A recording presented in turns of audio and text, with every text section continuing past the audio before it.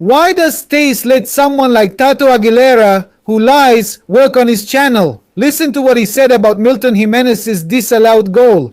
Ramirez disallows Gimenez's goal, which should have been a penalty. In that instant handball at the Bombonera.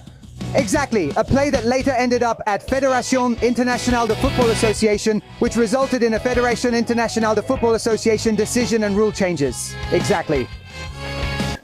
You hear what he says and think, wow, Federación Internacional de Football Association reviewed the play and said a penalty should have been called for Milton Gimenez, which they use as an excuse against Ramirez or Paleta.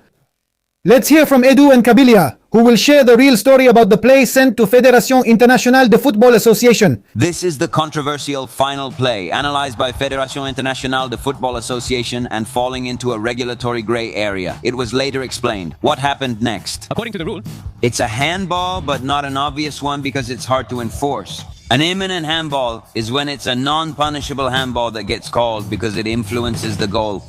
In this play, it was determined that it was a handball, not because of imminence, but because it's a punishable handball. the hand isn't called, the goal follows, otherwise that's what was being asked for. The penalty for Armani on Milton. So they're saying Gimenez's hand happened first, right? First, the penalty is given. They explain no goal, but a penalty is awarded. Yes, it's a foul, but before that, there's the handball and its immediacy. Why do you say no? The imminence, it's because until it's a goal, you can't call that handball, and the ball hadn't gone in, and they foul Armani. When he calls an imminent handball, It's when the handball is called because it's a goal, but it's not a punishable handball. the first time it touches the hand is not an issue. They consider this hand as A hand in the middle of the face? anywhere. It would have been a handball with a goal. Without a goal, it was a handball because he had it there. If the ball touches your hand, it's a handball. Otherwise, it isn't. No foul by Armani.